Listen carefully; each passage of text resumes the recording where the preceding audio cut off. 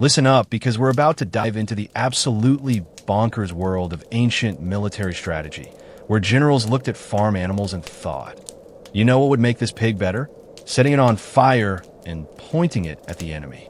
This isn't some fantasy novel or a fever dream after eating too much cheese before bed. This is actual documented history where humanity's finest military minds decided that conventional warfare wasn't weird enough and decided to weaponize everything from elephants to burning livestock. We're talking about an era when someone's brilliant tactical innovation involved asking, what if we made the animals angry and flammable? These weren't isolated incidents of battlefield insanity either. Multiple civilizations across different continents and centuries independently arrived at the conclusion that the path to victory ran straight through the zoo, preferably while everything was on fire.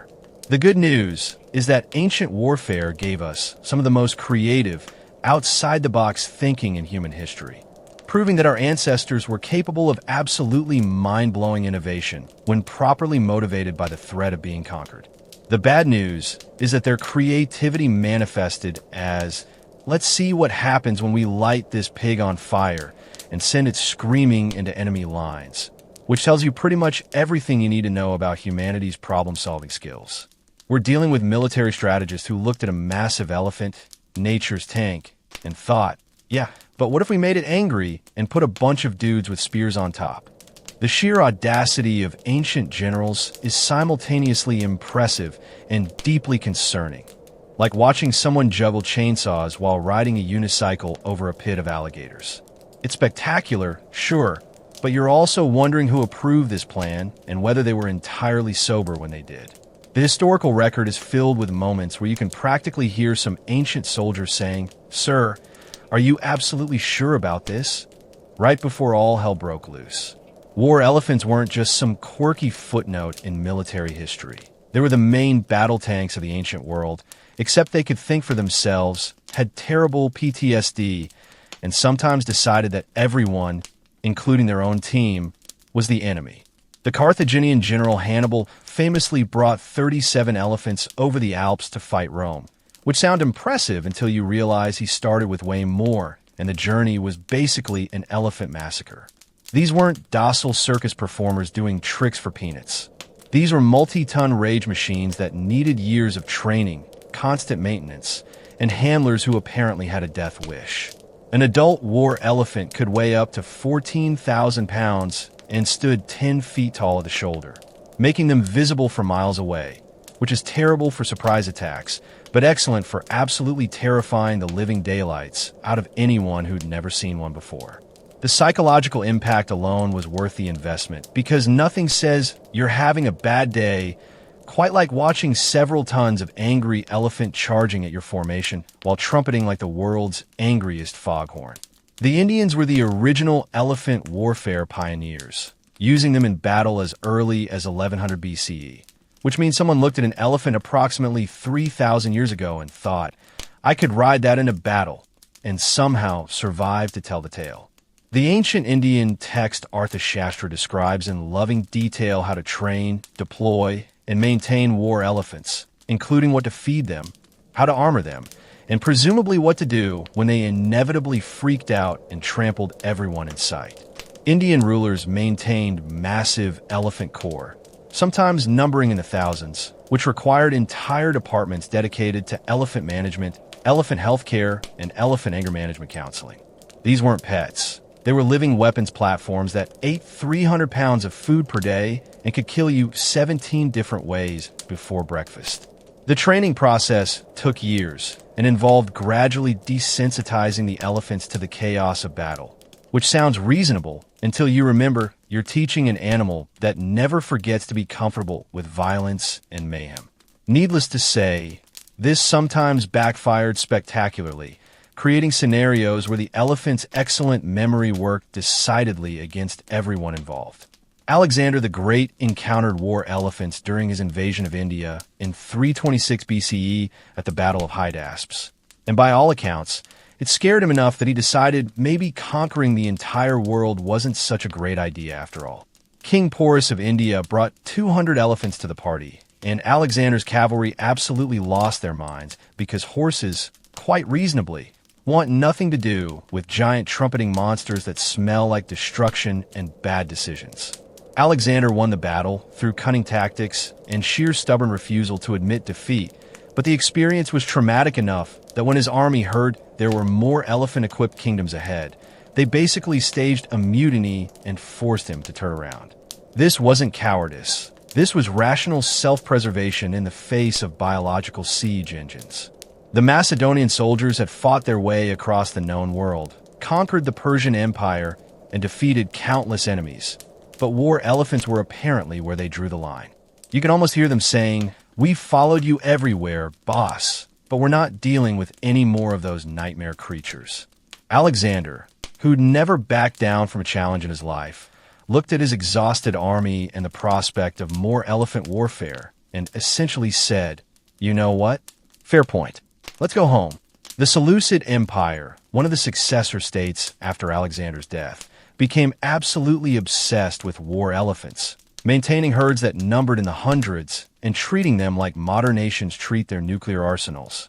They established elephant breeding programs, created specialized training facilities, and developed an entire military doctrine around elephant warfare that would make modern military planners weep with its complexity. The Seleucids even had diplomatic incidents centered around elephant access, because apparently nothing says international crisis quite like arguing over who gets the war elephants. At the Battle of Magnesia in 190 BCE, the Seleucid king Antiochus III brought 54 elephants to fight the Romans, which sound impressive until you learn that the Romans had studied elephant tactics, prepared countermeasures, and proceeded to turn the battle into an elephant disaster movie. The Roman strategy involved using light infantry to harass the elephants, driving them into panic and causing them to rampage through their own lines, which is exactly as catastrophic as it sounds.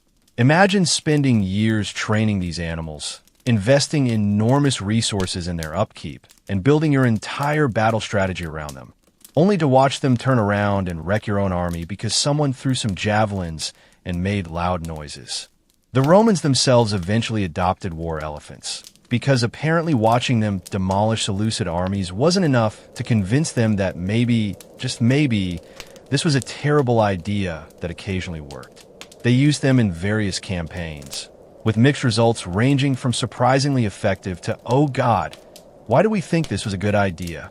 The problem with war elephants, beyond the obvious logistical nightmare of feeding and housing them, was their fundamental unpredictability. An elephant having a bad day could single-handedly lose you the battle by deciding that actually everyone was the enemy now, including and especially the people who'd been feeding it for the past 5 years.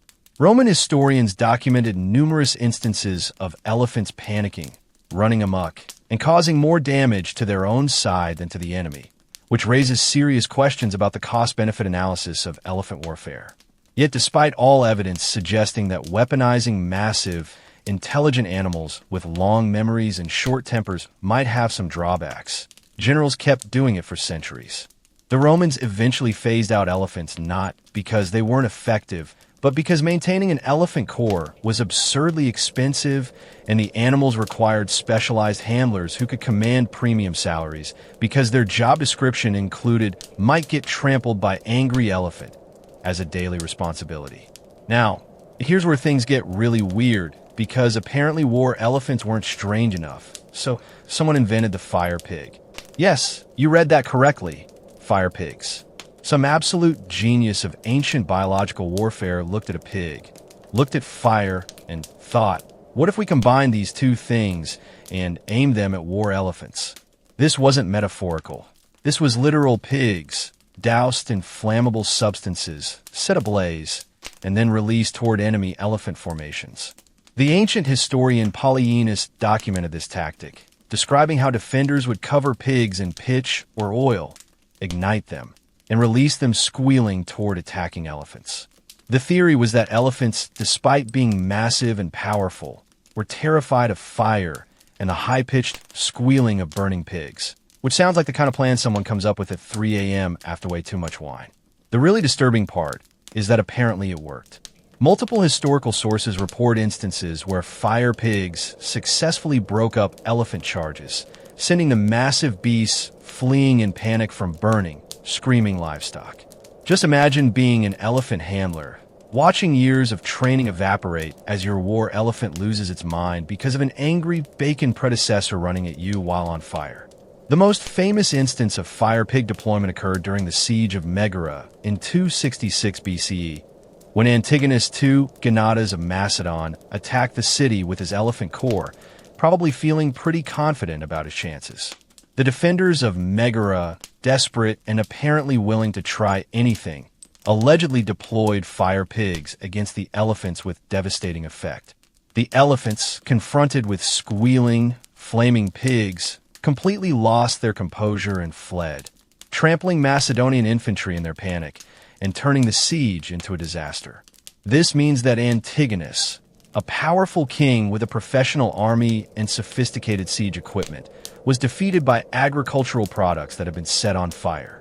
The psychological impact on the Macedonian soldiers must have been incredible. You march up to a city with your unstoppable elephant army, feeling like an ancient world marine, and then you're retreating in chaos because the defenders weaponized their lunch. The truly remarkable thing about fire pigs isn't just that someone thought of the idea, but that after it worked once, it apparently became a known tactic, mentioned in multiple ancient military texts as a legitimate anti-elephant strategy. This means military commanders seriously discussed fire pigs in their strategic planning sessions, presumably with straight faces. The logistics of fire pig warfare raise so many questions that historians are still trying to figure out the details millennia later. How did they train the pigs to run toward the elephants instead of just running away from the fire? Did they have special fire pig handlers whose job was to light pigs on fire at just the right moment? What was the success rate? And how many times did this backfire spectacularly before they got it right? Ancient sources are frustratingly vague on these practical details, probably because the people doing it were too busy trying not to get trampled, burned, or court-martialed for suggesting the plan in the first place. The ethical implications are also worth considering, though ancient warfare wasn't exactly known for its humanitarian treatment of anyone or anything involved. Both the elephants and the pigs were victims of humanity's creative approach to killing each other more efficiently, which is a pretty dark legacy when you think about it. Modern military historians studying ancient warfare sometimes gloss over the fire pig incidents, possibly because they're difficult to explain in academic papers without sounding completely unhinged. Yes, professor, my thesis is on tactical deployment of burning livestock is apparently a hard sell, even in the relatively open-minded world of classical studies. The whole fire pig phenomenon reveals something deeply unsettling about ancient military innovation. When conventional methods failed, commanders didn't retreat to the drawing board for sensible solutions. They retreated to the barn to see what else could be weaponized. This wasn't limited to pigs, either. Ancient texts mention various attempts to weaponize other animals through fire, including dogs, cats, birds, and basically anything that could move while burning, which suggests a disturbing pattern of pyrotechnic zoological warfare. The Chinese, never once to be outdone in creative military tactics, allegedly used fire oxen during the Warring States period, attaching burning materials to their horns and tails before driving them toward enemy formations. The image of multiple burning farm animals charging at you from different directions really captures the absolute chaos of ancient battlefields in a way that textbooks rarely convey. These tactics represented the ancient equivalent of unconventional warfare, except instead of sophisticated technology, they relied on animal psychology, combustible materials, and a willingness to try absolutely anything if it might work. The desperation required to look at your livestock and think emergency weapons system must have been profound. What's particularly fascinating about these biological warfare tactics is that they emerged independently across different cultures, suggesting that weaponizing animals was somehow a universal human impulse when faced with military challenges. The Greeks, Romans, Indians, Chinese, and various Middle Eastern civilizations all experimented with animal-based weapons, each adding their own cultural twist to the basic concept of make the animal angry or scary and point it at the enemy. This convergent evolution of terrible ideas speaks to humanity's remarkable consistency in finding creative ways to be destructive. The ancient world was essentially running parallel experiments in biological warfare, with different civilizations serving as independent laboratories for testing what could and couldn't be weaponized. Sometimes these experiments were documented in detail, giving us fascinating glimpses into ancient military planning sessions that must have been absolutely surreal. Imagine being a scribe tasked with recording military strategy discussions where respected generals seriously debated the optimal flammable coating for combat pigs. The historical record suggests these conversations happened regularly, which means somewhere in ancient archives were official military documents with sections titled something like Incendiary Livestock Deployment Protocols. The engineering challenges of ancient animal warfare were substantial enough that specialized craftsmen emerged to support these tactics, creating an entire industry around making animals more effective at warfare. Elephant armor, called howdahs, required skilled metalworkers and leatherworkers who understood both protective equipment design and elephant anatomy, which is a pretty niche skill set. These contraptions weren't simple saddles. They were fortified platforms complete with protective walls, weapon storage, and accommodations for multiple soldiers, essentially turning the elephant into a mobile fighting tower. The weight of these structures, combined with the soldiers and weapons, could add several thousand pounds to an already massive animal, which raises serious questions about elephant welfare that nobody in ancient times seemed particularly concerned about. Indian craftsmen developed sophisticated armor plating for elephants' heads and flanks, using leather reinforced with metal, creating something that looked like a tank designed by someone who'd never seen a tank but understood the basic concept of make it tough to kill. The maintenance requirements for this equipment were substantial, requiring teams of specialists to clean, repair, and adjust the armor between battles. Some wealthy kingdoms had entire workshops dedicated exclusively to elephant warfare equipment, employing dozens of craftsmen whose entire careers revolved around making elephants more combat effective. The tactical deployment of war elephants required careful planning and coordination that would make modern military operations look straightforward by comparison. Elephants couldn't just be released randomly. They needed handlers called mahouts who rode on their necks and directed them using voice commands, prods, and sometimes sharp hooks that the elephants definitely didn't appreciate. These mahouts were highly trained specialists who commanded premium pay because their job description included ride angry elephant in a combat while everyone shoots arrows at you, which is about as dangerous as occupations get. The relationship between mahout and elephant was crucial. A trusted mahout could keep an elephant relatively calm and controlled even during battle chaos, while an inexperienced or nervous handler could trigger the exact elephant panic that everyone was trying to avoid. Ancient military manuals devoted entire sections to elephant handling, describing proper training techniques, feeding schedules, and behavioral warning signs that indicated an elephant was about to lose its composure and ruin everyone's day. These texts read like a combination of military doctrine and animal psychology, offering insights into how ancient peoples understood elephant behavior and cognition, which was apparently quite sophisticated despite their willingness to deploy them as weapons. The counter-elephant tactics that emerged represent some of the most creative defensive thinking in military history. Because once war elephants became common, armies had to develop strategies to deal with them or face annihilation. The Romans became particularly skilled at elephant countermeasures after several traumatic encounters left them highly motivated to solve the elephant problem permanently. Their tactics included using light infantry to harass elephants with javelins and arrows, aiming specifically for vulnerable spots like eyes and the underside of the trunk, which is as brutal as it sounds. They also developed specialized anti-elephant weapons, including long pikes designed to keep the beasts at a distance and flaming projectiles intended to panic them. because apparently everyone agreed that fire was the universal solution to elephant-related problems. Some Roman commanders ordered their soldiers to part formation and let the elephants charge through empty lanes, then attack them from the sides and rear, which required incredible discipline because every instinct would be screaming, "Run away from the giant angry animal." Perhaps most ingeniously, the Romans sometimes used pigs, both flaming and non-flaming varieties, as mobile psychological warfare units specifically designed to exploit elephants' apparent fear of porcine presence. The Battle of Zama in 202 BCE, where Scipio Africanus defeated Hannibal and ended the Second Punic War, showcased advanced anti-elephant tactics that essentially rendered elephant warfare obsolete in the Mediterranean world. Hannibal brought 80 war elephants to the battle, probably expecting them to provide a decisive advantage. But Scipio had prepared his troops with specific anti-elephant drills and tactics.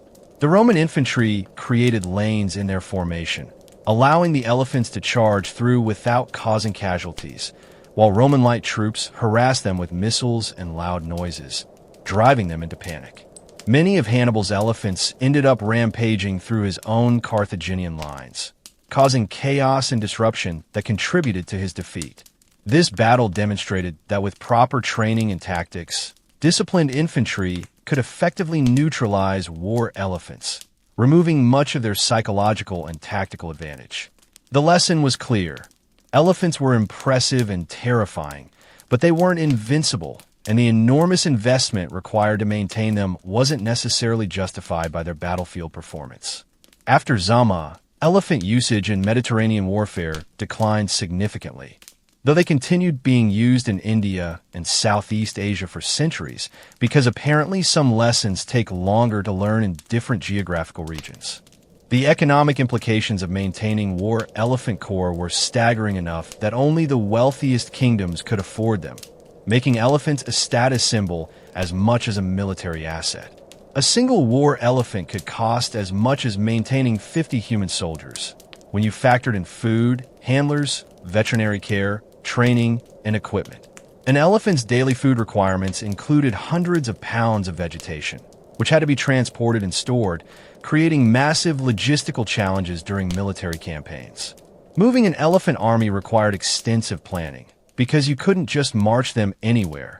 They needed regular access to water, suitable food, and terrain that wouldn't exhaust them, which severely limited strategic flexibility. The Carthaginian general Hannibal's famous Alpine crossing with elephants wasn't just militarily impressive.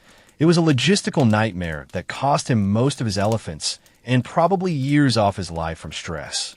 Ancient kingdoms had to maintain dedicated elephant stables, staffed by numerous handlers, veterinarians, trainers, and support personnel, creating employment ecosystems entirely devoted to war elephant management. The financial burden was so substantial that some kingdoms bankrupted themselves trying to maintain competitive elephant forces, because apparently national defense budgets have always been problematic regardless of the era. The training process for war elephants took years and required incredible patience, expertise, and tolerance for being occasionally attacked by angry elephants during their educational journey. Young elephants had to be captured from the wild or born in captivity, then gradually socialized to human presence, which is challenging because elephants are intelligent enough to resent captivity and strong enough to express that resentment violently. Trainers used a combination of positive reinforcement, negative reinforcement, and sometimes outright cruelty to condition elephants for warfare, methods that modern animal welfare advocates would find absolutely horrifying. The elephants had to learn to tolerate the howdah and armor, carry soldiers and equipment, respond to commands under stress, and most importantly, not panic when exposed to the sounds, smells, and chaos of battle. This desensitization process involved gradually exposing them to simulated combat conditions, loud noises, fires, crowds of people, weapons clashing, and various other stimuli designed to prepare them for the absolute mayhem of ancient warfare. Even after years of training, there was no guarantee an elephant wouldn't panic during actual combat, which meant every elephant deployment was essentially a calculated risk with potentially catastrophic downside. Some ancient texts mention elephants that proved naturally suited for warfare, remaining calm and obedient even under extreme conditions. But these were apparently rare enough to be specifically noteworthy. The psychological warfare aspect of elephants cannot be overstated, because their primary value often came not from their actual combat effectiveness, but from a sheer terror they inspired in inexperienced troops. An army that had never encountered war elephants would often break and flee upon seeing them approach, which is a perfectly rational response to watching several tons of angry elephant charging at your position while trumpeting aggressively. Ancient commanders understood this psychological dimension and sometimes deployed elephants specifically against raw recruits or unreliable troops, hoping to trigger a panic that would cascade through enemy formations. The first time Roman soldiers encountered elephants during Pyrrhus's invasion of Italy in 280 BCE, they called them Lucanian oxen because they literally had no frame of reference for what they were seeing, and the resulting confusion contributed to their defeat. However, this psychological advantage disappeared quickly once troops had experience with elephants, because the second time you face them, you know they can be beaten, and fear loses much of its power. Veteran soldiers who'd faced elephants before were significantly more effective against them, having learned their vulnerabilities and weaknesses, which created an interesting dynamic where elephant effectiveness decreased with each subsequent use against the same opponent. This diminishing returns problem meant that elephants were most valuable as a surprise weapon against inexperienced enemies, but increasingly less useful in prolonged conflicts between familiar adversaries. The medical care required for war elephants was sophisticated enough to constitute a legitimate ancient veterinary specialty, with elephant doctors commanding respect and high salaries for their expertise. These veterinarians had to understand elephant anatomy, physiology, disease, injury treatment, and behavioral psychology, making them some of the most educated medical professionals of the ancient world. Battle wounds on elephants were challenging to treat because of their thick skin, massive body mass, and tendency to resist medical intervention when they were in pain and cranky. Ancient texts describe various treatments for wounded elephants, including herbal remedies, wound cleaning techniques, and surgical procedures that demonstrate impressive medical knowledge given the technological limitations. The infection risk was substantial because an elephant's wounds were large, difficult to keep clean, and prone to complications that could be fatal despite treatment. Some ancient armies had dedicated elephant hospitals, with specialized facilities for treating injured war elephants, complete with medical staff, supplies, and recovery areas where elephants could convalesce between campaigns. The investment in elephant medical care reveals how valuable these animals were considered, because kingdoms devoted substantial resources to keeping them alive and combat-ready. An experienced war elephant represented years of training and enormous financial investment, making its survival a strategic priority that sometimes received more attention than the welfare of human soldiers.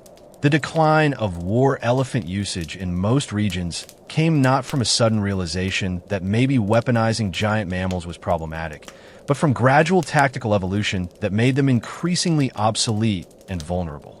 As infantry formations became more disciplined, anti-elephant tactics more sophisticated, and ranged weapons more effective, the advantages of elephants diminished while their costs and risks remained constant. The development of more mobile cavalry tactics also reduced elephant effectiveness, because fast-moving horsemen could harass elephants in retreat before they could respond effectively.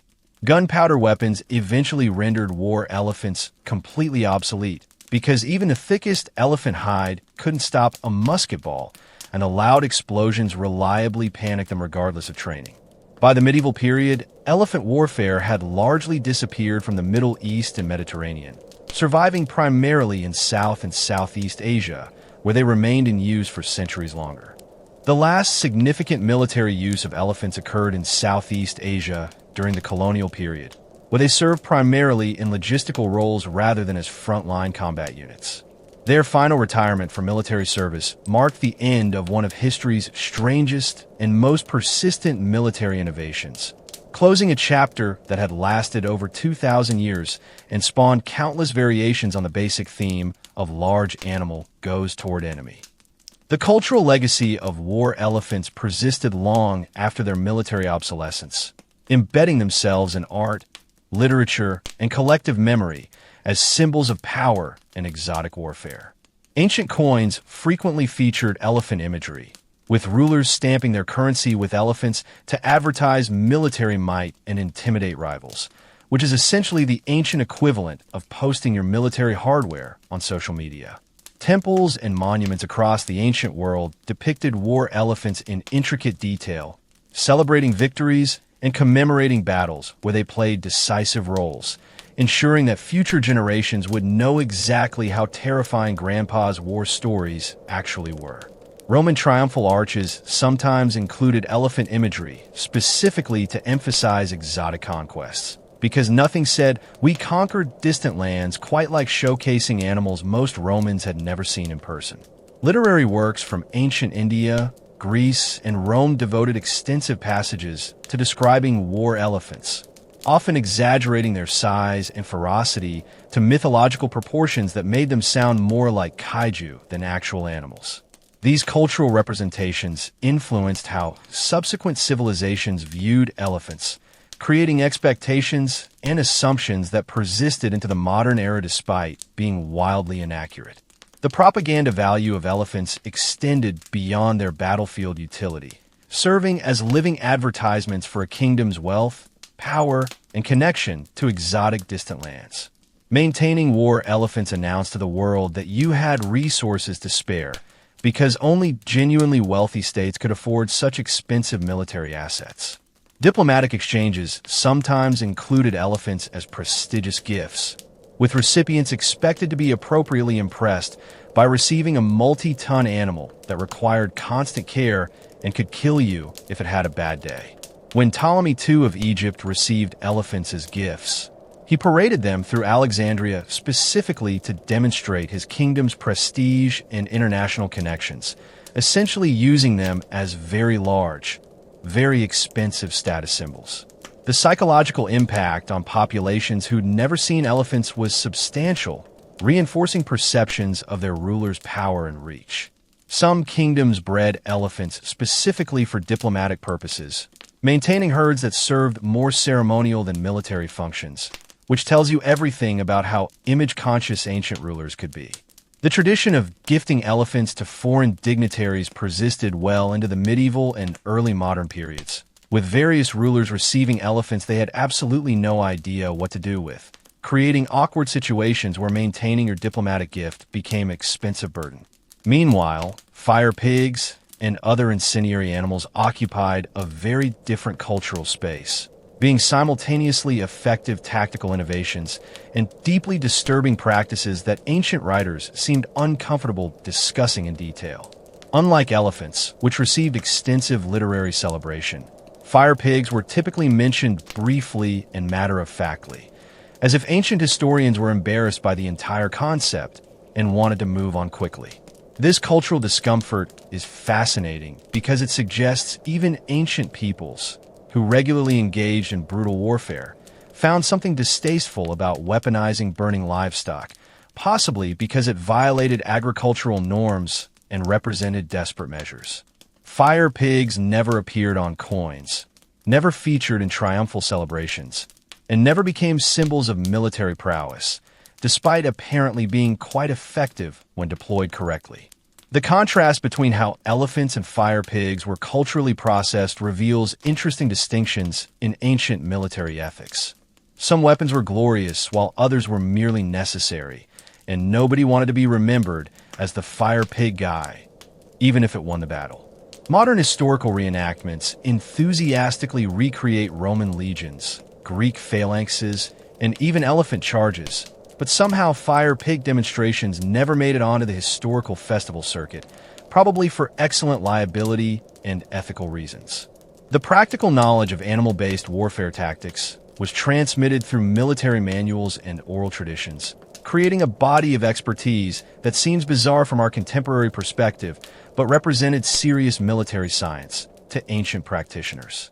These texts discussed optimal elephant deployment patterns, recommended counter tactics for various situations, and even included sections on maintaining animal morale and health during campaigns, which is simultaneously impressive and depressing. Ancient military theorists like Cotelier in India wrote extensively about elephant warfare, offering detailed advice on everything from elephant selection and training to battlefield deployment and post-battle care. Greek and Roman military writers incorporated lessons learned from fighting against elephants, creating institutional knowledge that helps subsequent generations avoid repeating earlier mistakes, which is basically the ancient equivalent of updating your standard operating procedures after a disastrous field exercise. Chinese military texts discussed various animal warfare tactics, including not just fire oxen, but also using monkeys to carry torches into enemy camps and deploying dogs with flaming materials attached. Because apparently every civilization went through a phase of asking, what else can we set on fire, and aim at the enemy. The transmission of this knowledge was taken seriously enough that it survived through multiple generations and cultural transitions, suggesting that ancient militaries considered animal warfare tactics legitimate subjects worthy of study and preservation. The environmental and animal welfare implications of ancient animal warfare were catastrophic in ways that rarely get adequate historical attention, because we're generally too focused on human casualties to think about what happened to the animals involved. Thousands of elephants were captured, enslaved, trained, and deployed in battles where they suffered horrible wounds, psychological trauma, and often died in agony, all for human conflicts they had no stake in. The mortality rate for war elephants was substantial, with many dying not from combat, but from disease, malnutrition, exhaustion, or mistreatment during training and deployment. Fire pigs obviously had a 100% casualty rate by design, which is about as grim as military statistics get. Other animals used in warfare, including horses, dogs, oxen, and various species that got conscripted into combat roles, suffered similar fates, creating an enormous hidden toll that ancient sources rarely acknowledged or quantified. Modern historians studying ancient warfare have begun paying more attention to this animal cost, recognizing that these were sentient beings subjected to human violence rather than mere military equipment. The ethical frameworks of ancient societies obviously differed dramatically from contemporary animal welfare standards, but the scale of animal suffering involved in ancient warfare was immense by any measure. The breeding programs for war elephants represented some of the earliest systematic animal husbandry efforts specifically designed for military purposes, creating institutional knowledge about elephant reproduction, care, and development that was scientifically impressive despite the brutal application. Some kingdoms maintained elephant breeding facilities where they controlled mating, monitored pregnancies, and raised calves specifically for warfare, essentially running ancient military-industrial complexes focused on biological weapons production. The Seleucid Empire established elephant breeding stations in Syria, attempting to create self-sufficient elephant supplies without depending on Indian imports, which worked with mixed success because elephants have long gestation periods and low birth rates that don't scale well for military demand. Capturing wild elephants remained more common than breeding them, involving dangerous expeditions into jungles where specialized hunters would trap young elephants using various techniques, all of which were traumatic for the elephants and dangerous for the humans involved. The separation of young elephant from their family groups was particularly cruel given elephants' sophisticated social structures and emotional bonds, essentially traumatizing them before training even began. Ancient texts occasionally acknowledged elephant emotional distress, noting that newly captured elephants often refused food, exhibited depression, and sometimes died from stress, which suggests at least some awareness of the psychological damage being inflicted. The regional variations in how different cultures deployed and used war elephants reveal fascinating differences in tactical thinking and military culture across ancient civilizations. Indian warfare integrated elephants into combined arms tactics, using them alongside cavalry and infantry in coordinated formations that maximize their strengths while minimizing their weaknesses.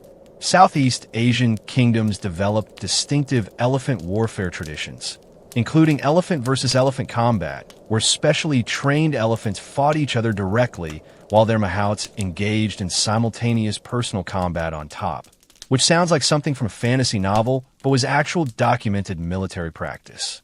African elephants, which Carthage used, were smaller and apparently more temperamental than their Asian cousins, requiring different handling techniques and tactical applications that never achieved the same reliability as Asian elephant forces.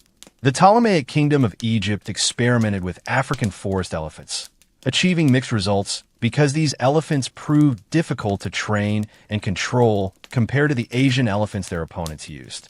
Each culture developed specialized equipment, training methods, and deployment doctrines suited to their particular elephants and military traditions, creating diverse approaches to essentially the same biological weapons platform. This diversity suggests that elephant warfare was sophisticated enough to support multiple valid strategic approaches rather than a single optimal doctrine. The logistics of moving elephant armies over long distances represented nightmare-level planning challenges that would break modern supply officers just thinking about them. Hannibal's crossing of the Alps with elephants required months of preparation, extensive scouting, negotiations with local tribes for passage and supplies, and still resulted in massive losses that nearly derailed the entire campaign. Elephants couldn't be marched as quickly as human soldiers, needed more frequent rest stops, required specific terrain that could support their weight, and needed enormous quantities of food and water that had to be sourced along the route. Ancient armies moving with elephants had to plan routes months in advance, establishing supply depots and arranging provisions at regular intervals, essentially creating logistical infrastructure comparable to modern military operations, but without any of the technological advantages. River crossings were particularly challenging because elephants, despite being excellent swimmers, couldn't easily board boats or rafts, requiring either fording locations or specially constructed pontoon bridges strong enough to support multi-ton animals. Mountain passages required careful route selection because elephants couldn't navigate steep grades or unstable terrain, limiting strategic options and making elephant armies predictable and vulnerable to interdiction. The logistical tail of an elephant army was enormous, requiring hundreds of support personnel, pack animals, and supply wagons just to maintain the elephants themselves, before accounting for the human soldiers the elephants were supposedly supporting. The comparative effectiveness of war elephants versus other ancient military innovations is debatable, with historians divided on whether they were genuinely revolutionary weapons or expensive distractions that consumed resources better spent elsewhere. Proponents argue that elephants provided crucial shock value, broke enemy formations when used correctly, and offered mobile platforms for archers and commanders that enhanced battlefield command and control.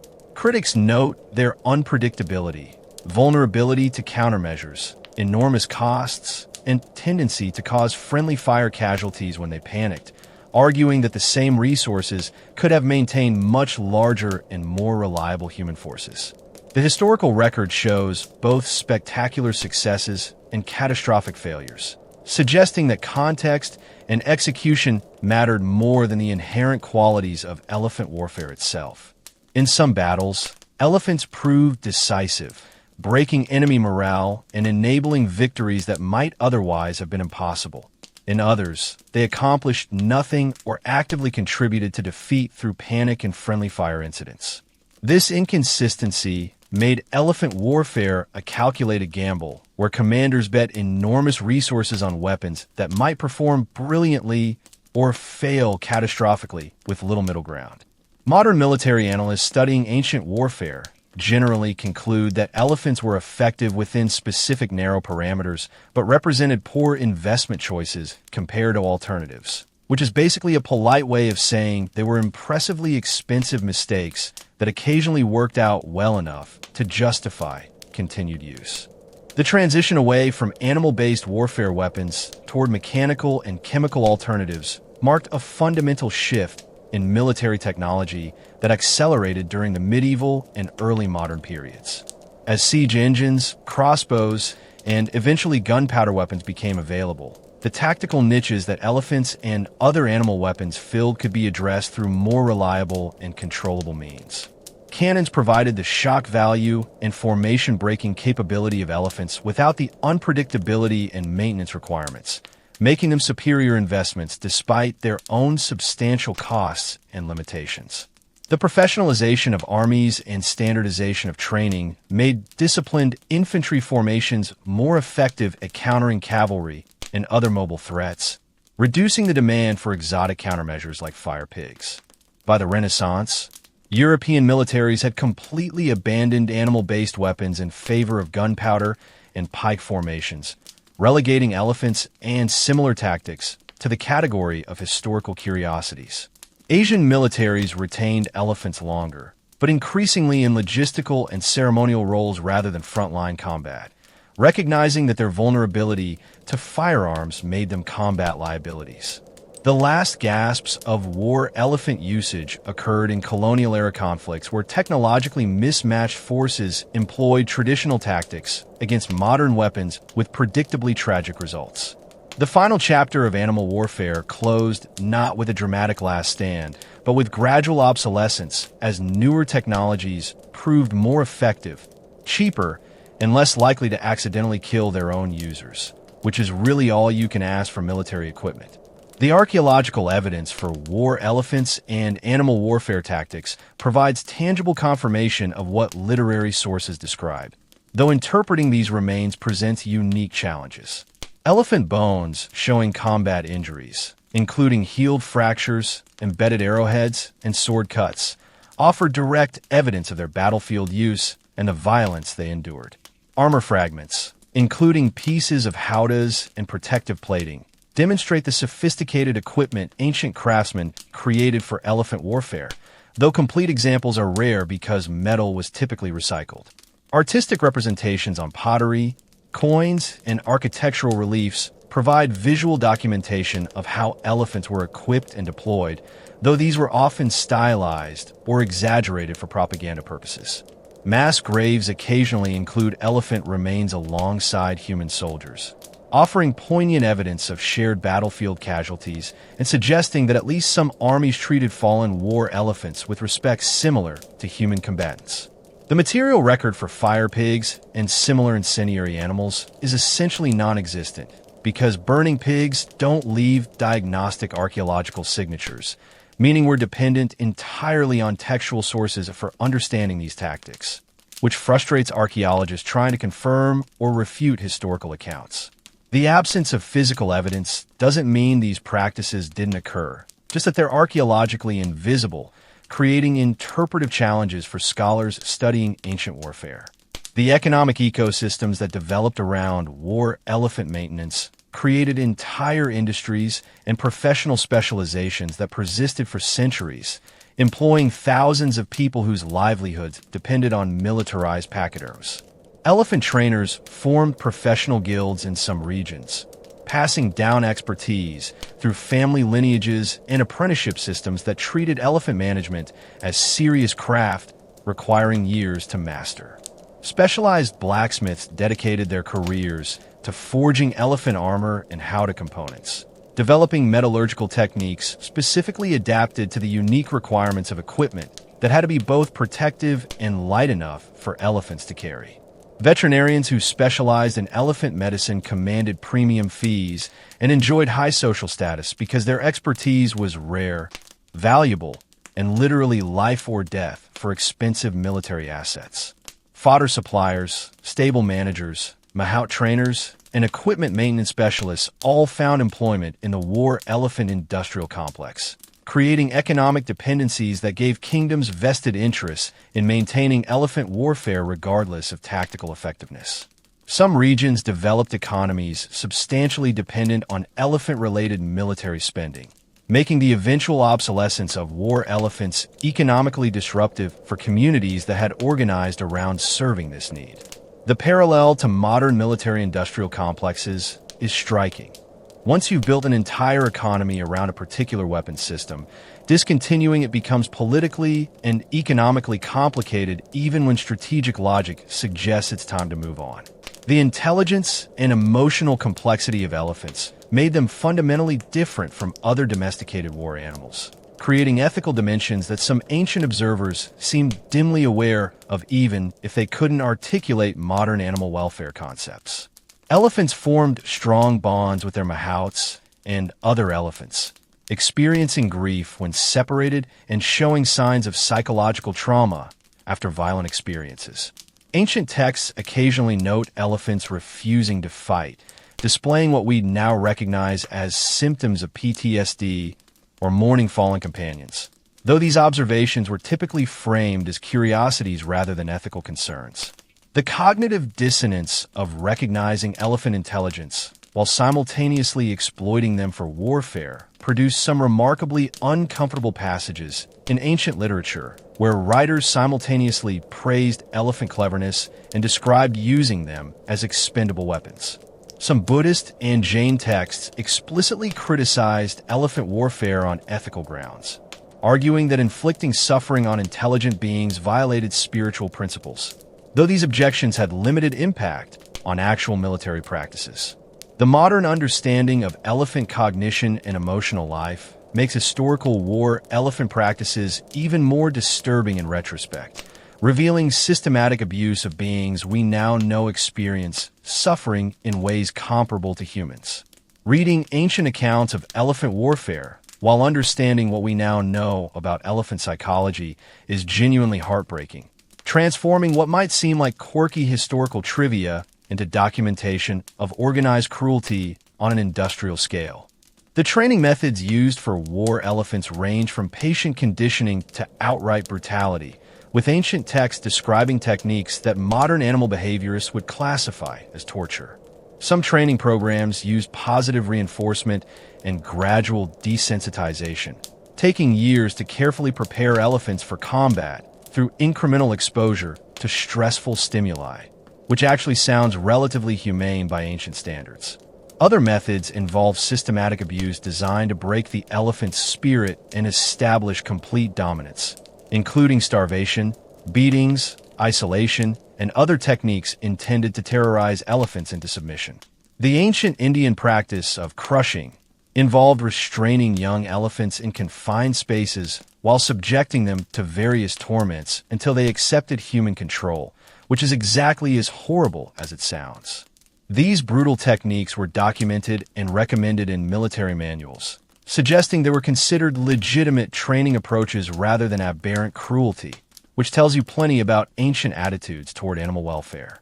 Some elephants never recovered psychologically from their training, becoming permanently traumatized and dangerous even to their handlers, which rather undermines the entire purpose of training them in the first place. The ethical bankruptcy of these methods is obvious to modern observers, but ancient military commanders apparently considered broken, terrified elephants acceptable if they performed adequately in battle, prioritizing tactical utility over any consideration of animal suffering or psychological damage. The mythology and folklore surrounding war elephants often blended factual accounts with fantastical embellishments, creating legendary narratives that influenced how subsequent generations understood these animals. Stories circulated about super elephants with supernatural abilities, including one allegedly belonging to Alexander the Great that supposedly understood Greek and followed complex verbal commands without any mahout direction, which sounds suspiciously like ancient propaganda. Indian epics described war elephants of impossible size and strength, capable of destroying city walls and defeating entire armies single-handedly, establishing literary traditions where elephants became metaphors for unstoppable power. Roman accounts of Hannibal's elephants grew increasingly exaggerated with each retelling, transforming them from large animals into mythical monsters that explained Rome's military setbacks without admitting Carthaginian tactical superiority. These legendary elephants influenced medieval European understanding of the animals, since most Europeans never saw actual elephants and relied on classical texts that had been filtered through centuries of embellishment and mistranslation. Medieval bestiaries depicted elephants with bizarre anatomical features and behaviors based on garbled ancient accounts, creating a mythological elephant that bore limited resemblance to reality. The persistence of these legends demonstrates how warfare and mythology intertwined in ancient cultures, with spectacular or traumatic military experiences generating stories that outlived factual accuracy. The comparative analysis between elephant warfare and other animal-based military tactics reveals patterns in how ancient militaries thought about biological weapons and tactical innovation generally. Cavalry represented the most successful and enduring form of animal warfare, with horses proving far more reliable, trainable, and cost-effective than elephants despite lacking their shock value. War dogs were used extensively by various ancient armies for guard duty, scouting, and even direct combat, proving surprisingly effective given their size because they were fast, vicious, and genuinely terrifying when attacking in packs. Some ancient armies experimented with using birds to carry incendiary devices, essentially creating ancient firebombing capabilities with mixed and probably exaggerated results that sound more impressive in text than they likely were in practice. Oxen and camels sometimes received military employment beyond simple logistics, with some creative commanders using them as mobile obstacles or psychological weapons against enemies unfamiliar with them. The common thread connecting all these attempts was the fundamental unreliability of biological weapons. Animals have agency, can panic, get sick, refuse to cooperate, and generally behave unpredictably compared to mechanical weapons, making them high-risk tactical choices. The eventual dominance of mechanical and chemical weapons over biological ones wasn't accidental, but reflected the fundamental superiority of controllable, predictable systems over living creatures with their own agendas and survival instincts. The ritual and religious dimensions of war elephants added another layer of complexity to their military use, with many ancient cultures treating them as semi-sacred beings worthy of religious observance and ceremony. Hindu traditions associated elephants with Ganesha and considered them auspicious animals, creating theological tensions around using them for warfare that required religious justification. Some Indian kingdoms performed elaborate religious ceremonies before deploying elephants in battle, seeking divine blessing for the animals and their crews and rituals that acknowledged the spiritual significance of what they were doing. Buddhist texts wrestled with the morality of elephant warfare, with some arguing it violated principles of non-harm, while others created theological loopholes that permitted defensive use, demonstrating how religious traditions adapted to accommodate military necessities. When elephants died in battle, some cultures performed funeral rites and erected monuments, suggesting genuine reverence alongside pragmatic military exploitation, though whether this constituted respect or cognitive dissonance is debatable. The religious frameworks surrounding elephants influenced how different cultures deployed them, with some showing greater reluctance to risk them unnecessarily, while others treated them as expendable despite theoretical reverence. These contradictions reveal how ancient peoples navigated tensions between religious values and military pragmatism, generally resolving conflicts in favor of whatever supported immediate security needs regardless of theological implications. The social status of mahouts and elephant handlers varied dramatically across cultures, ranging from respected specialists to marginalized outcasts depending on local cultural attitudes toward working with animals. In Indian societies, mahouts could achieve considerable status, with experienced handlers serving as trusted military advisors whose expertise commanded respect from commanders and royalty. Some mahout lineages maintained elephant handling knowledge across generations, creating hereditary specialists whose family reputations rested on their skill with elephants.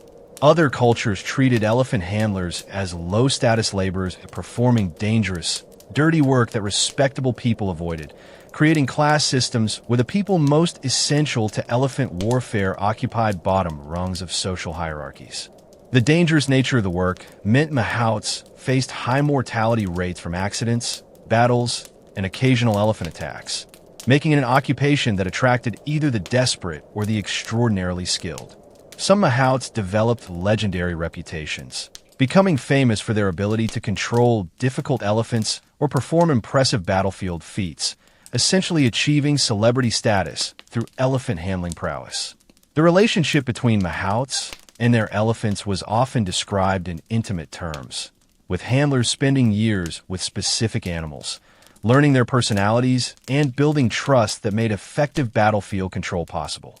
These bonds sometimes extended to mahouts, choosing death alongside their elephants rather than abandoning them in battle, suggesting emotional connections that transcended mere professional relationships.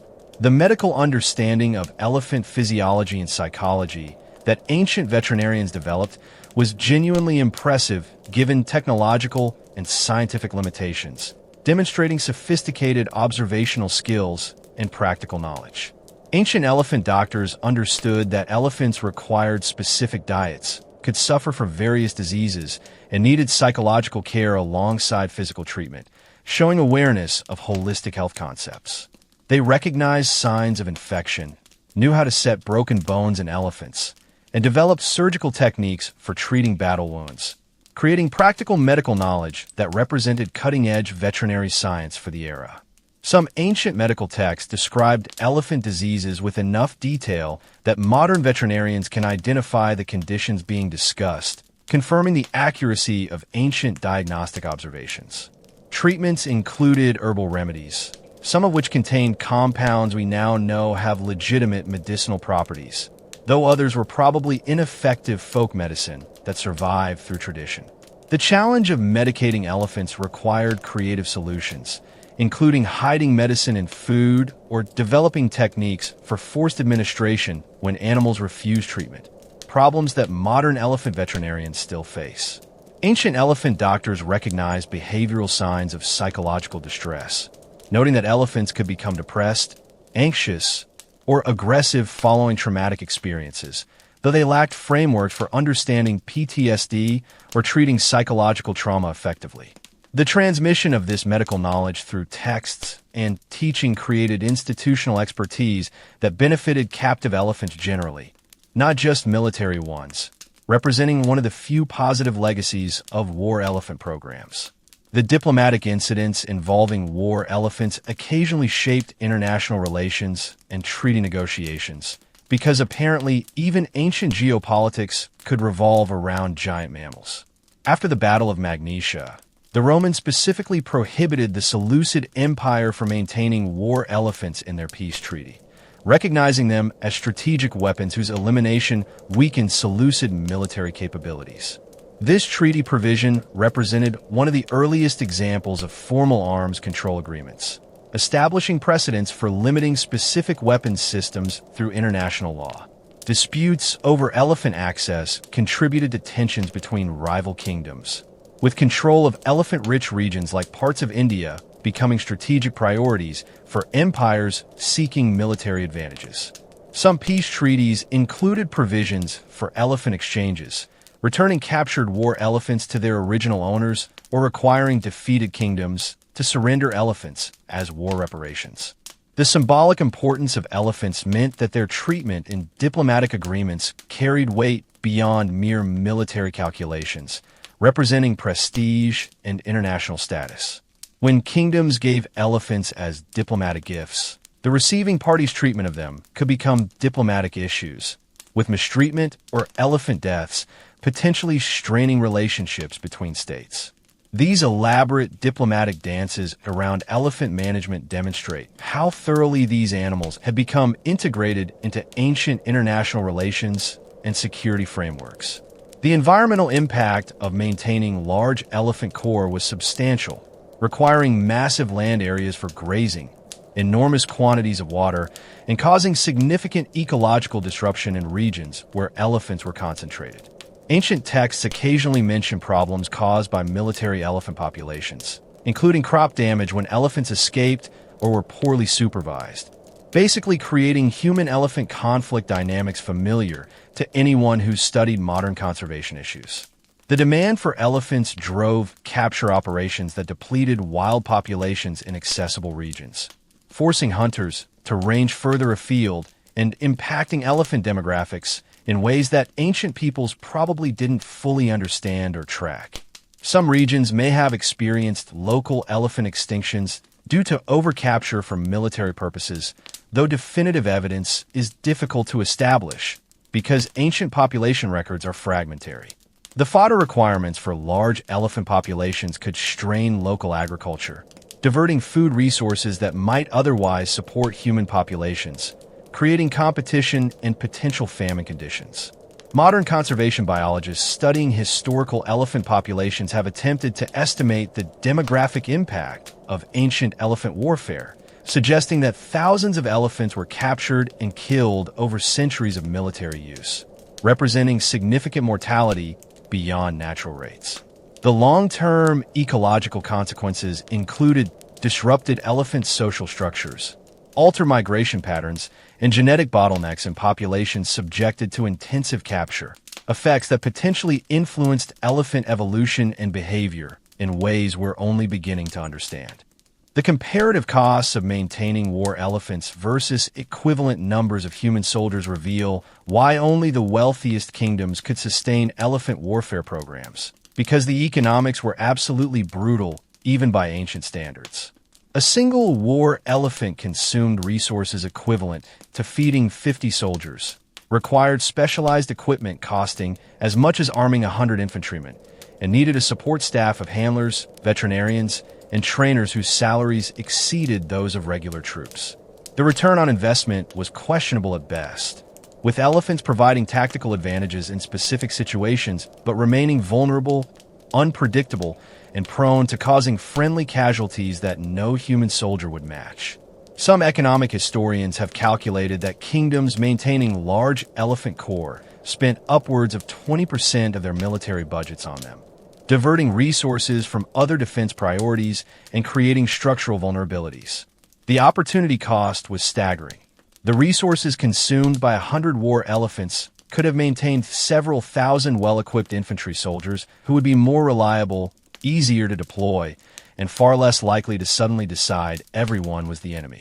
Yet kingdoms continued these programs for centuries, suggesting that prestige, tradition, and psychological warfare value outweighed purely rational economic calculations.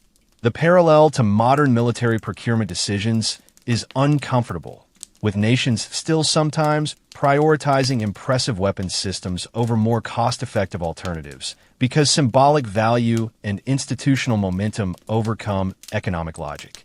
The literary traditions surrounding fire pigs and incendiary animals never achieved the epic grandeur of elephant warfare narratives, probably because setting farm animals ablaze lacks the nobility and majesty that ancient poets preferred celebrating. While elephants received epic poems, dramatic historical accounts, and artistic representations emphasizing their power and magnificence, fire pigs got brief, embarrassed mentions in military texts that wanted to acknowledge their effectiveness without dwelling on the disturbing details. This cultural squeamishness is fascinating because ancient warfare was generally brutal and authors rarely shied from describing violence.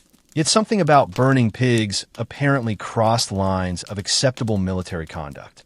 The few detailed accounts we have describe fire pig deployment in clinical, detached language that minimizes the horror while acknowledging the tactical results, creating passages that read like someone documenting war crimes while trying to maintain professional detachment. No general wanted to be remembered primarily for innovative pig-burning tactics, regardless of how effective they proved, because military reputation depended on achieving victory through recognized martial virtues rather than desperate improvisation involving livestock. The absence of fire pig monuments, commemorative coins, or artistic celebrations speaks volumes about how these tactics were perceived culturally despite their documented battlefield success. Modern military historians studying these accounts often struggle with how to discuss them seriously, because academic prose can't quite capture the absurdist horror of "they set pigs on fire, and it worked," without sounding either dismissive or inappropriately flip. The practical mechanics of fire pig deployment raise numerous unanswered questions that frustrate historians trying to reconstruct exactly how these operations worked in practice. How do they prevent the pigs from running in random directions instead of toward enemy elephants? Did they have special pig herding techniques developed specifically for flaming livestock management? What was the failure rate? And how many attempts resulted in the pigs running back toward friendly forces, creating self-inflicted casualties? Ancient sources are frustratingly vague on these operational details, probably because the people who actually knew how it worked were too busy managing burning pigs to write comprehensive technical manuals. The timing must have been critical. Light the pigs too early and they'd burn out or cause chaos before reaching targets. Too late and they might not achieve sufficient flame coverage or panic effect. Someone had to train for this, meaning there were ancient soldiers whose military specialty was literally incendiary pig operations, which is possibly the most bizarre job description in military history. The procurement process must have been interesting, with army quartermasters requisitioning pigs from local farmers and presumably explaining they were needed for defensive purposes without getting too specific about the intended use. One imagines awkward conversations where farmers handed over pigs while asking what the army needed them for, and soldiers vaguely responding tactical purposes while avoiding eye contact. The psychological impact on soldiers witnessing fire pig deployments must have been substantial, because watching squealing, burning animals charge across battlefields definitely qualifies as traumatic regardless of which side you're on. Enemy troops facing fire pigs experienced obvious terror, confronted with flaming, screaming animals running toward them while their war elephants panicked and fled, creating chaos that shattered formations. But friendly forces weren't spared psychological trauma either, having watched their own commanders deliberately set animals ablaze as military tactics, witnessing suffering that even hardened soldiers might find disturbing. Ancient armies didn't have mental health support or PTSD counseling, meaning soldiers processed these experiences without professional help, probably contributing to the overall brutalization that came with ancient military service. The normalization of such tactics required cultural conditioning that accepted animal suffering as militarily necessary, creating ethical frameworks where burning pigs alive was regrettable but acceptable when survival was at stake. Modern military ethics training specifically addresses questions of proportionality and necessity, asking whether tactics are justified by military advantage, but ancient warfare operated under very different moral calculations. The persistence of these tactics, despite their disturbing nature, suggests that ancient military culture prioritized victory over virtually any other consideration, accepting methods that caused suffering to animals and psychological damage to soldiers as costs worth paying for tactical advantages. The development of counter-tactics for fire pigs never received the same strategic attention as anti-elephant measures, probably because fire pigs were deployed rarely and remained surprise weapons whose effectiveness depended on enemies being unprepared. The obvious counter-tactic would be simply shooting the burning pigs before they reach your lines, but arrows might not stop a pain-crazed, flaming pig in time to prevent it causing elephant panic. Some commanders apparently learned to position their elephants away from obvious pig launching positions, denying fire pig tacticians clear approach routes, basically playing defensive formations against hypothetical flaming livestock. The most effective counter was probably just not bringing elephants to battles where fire pig deployment was possible, which admittedly defeats the purpose of having elephants, but at least prevents the humiliation of losing because someone weaponized bacon. Ancient military theorists occasionally discussed defensive measures against incendiary animals generally, recommending vigilance, cleared fields of fire, and maintaining distance between elephant formations and potential pig launching positions. These discussions treated fire pigs as legitimate tactical threats requiring serious strategic planning, confirming that despite the absurdity, ancient commanders recognized them as weapons worth preparing against. The fact that no standardized doctrine emerged for countering fire pigs suggests they remained relatively rare, used primarily in desperate defensive situations rather than as regular offensive tactics. The ethical evolution regarding animal welfare and warfare has been glacially slow, with meaningful protections for animals only emerging in the 20th century after millennia of unrestricted exploitation. Ancient societies lacked conceptual frameworks for animal rights, viewing animals as property and resources rather than beings deserving moral consideration, making their extensive military use of animals unsurprising if still disturbing. Religious traditions that emphasized non-harm toward animals, including Buddhism and Jainism, made limited impact on actual military practices because security concerns consistently trumped ethical considerations. Medieval European warfare continued using horses extensively, though elephant warfare had disappeared, demonstrating that reducing animal use in combat came from practical obsolescence rather than ethical enlightenment. The modern laws of armed conflict include provisions protecting animals from unnecessary suffering during warfare, though enforcement remains inconsistent and protections limited compared to standards for human combatants. Contemporary military forces still use animals in certain roles, including detection dogs and cavalry in specific contexts, though under regulations that theoretically ensure humane treatment and limit exposure to danger. The complete elimination of military animal use remains unrealized and probably unrealistic, suggesting that even with modern ethical sensibilities, humans continue finding military utility in animals when technological alternatives are unavailable or impractical. The trajectory from burning pigs and war elephants to contemporary military working dogs represents progress, but not complete moral transformation, revealing how slowly ethical frameworks evolve even when confronting obviously problematic practices. The technical challenges of ancient incendiary warfare extended beyond fire pigs to various attempts at using fire as a weapon, with varying degrees of success and frequent spectacular failures. Greek fire, developed by the Byzantine Empire centuries after the era of war elephants, represented sophisticated incendiary technology using petroleum-based compounds that burned on water, finally achieving the military fire weapon that ancient tacticians had been improvising toward. Earlier attempts at systematic fire weapons included fire arrows, incendiary ballistic projectiles, and various schemes for burning enemy fortifications, all requiring careful management because fire respects no allegiances and frequently cause more problems than it solved. The challenge with any fire-based weapon was controlling it sufficiently to harm enemies without endangering friendly forces, a problem never entirely solved even with modern technology. Ancient armies sometimes burned their own camps accidentally, suffered casualties from poorly managed incendiary operations, and created uncontrolled fires that spread beyond intended targets, making fire warfare consistently risky.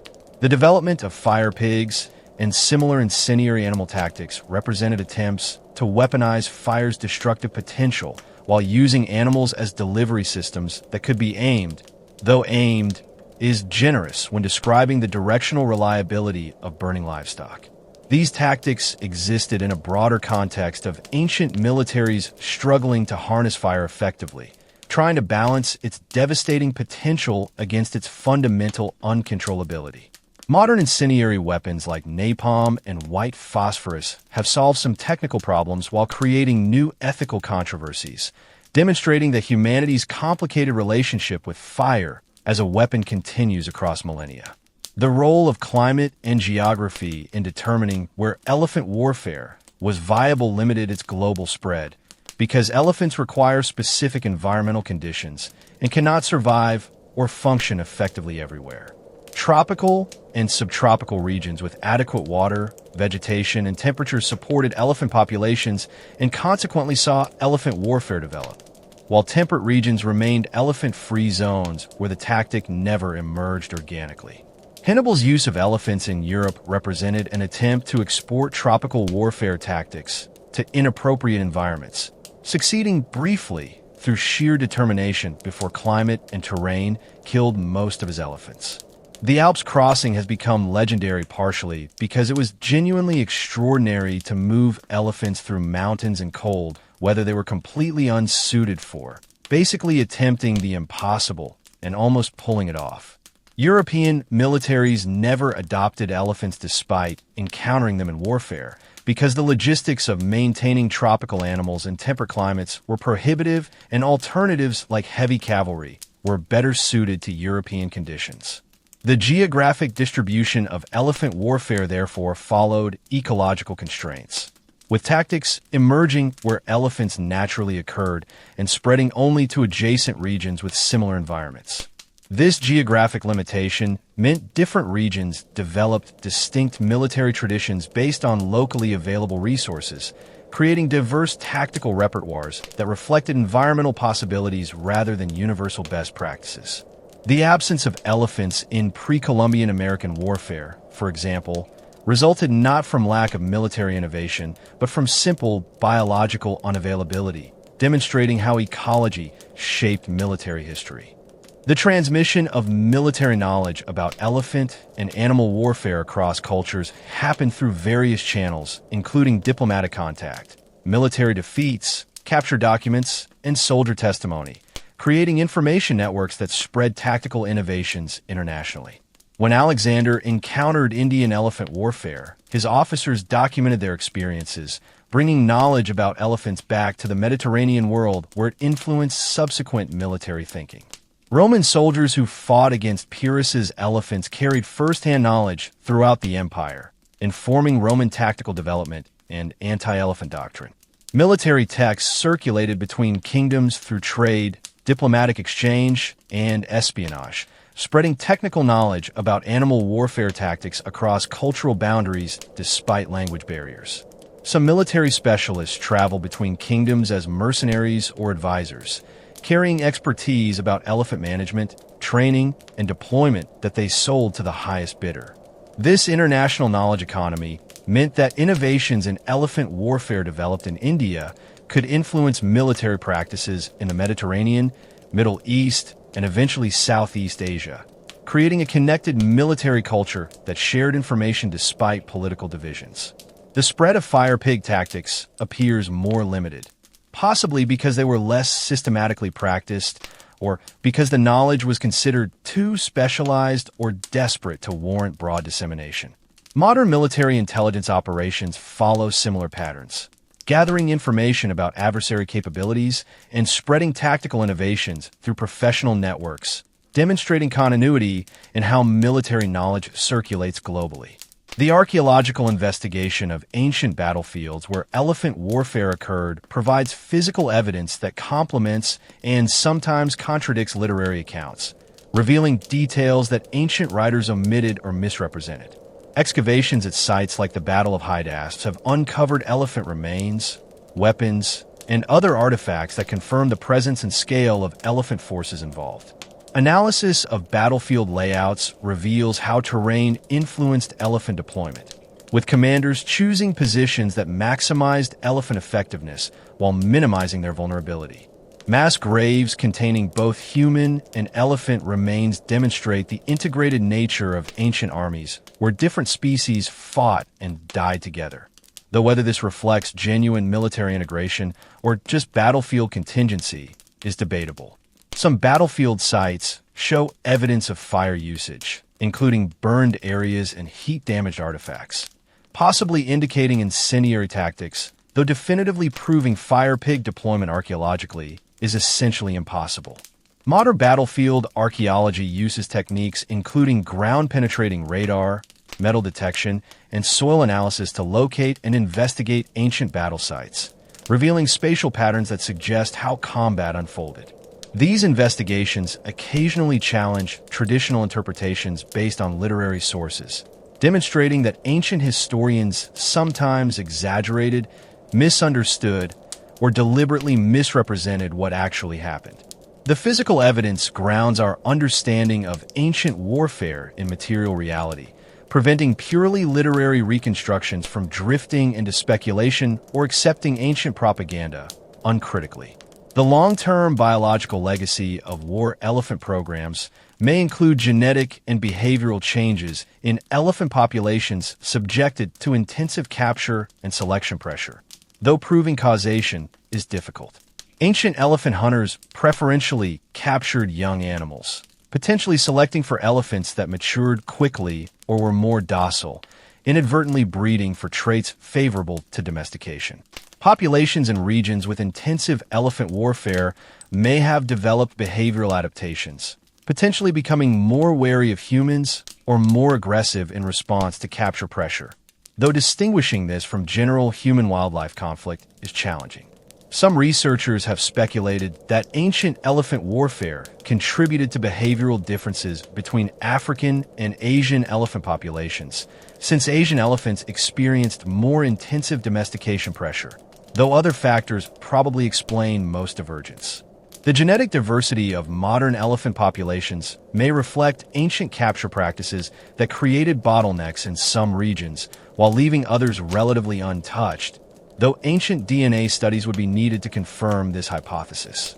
Contemporary conservation efforts occasionally encounter elephants displaying behaviors that might reflect cultural transmission of ancient human-elephant conflict patterns, with some populations showing unusual wariness or aggression toward humans that could represent inherited trauma responses.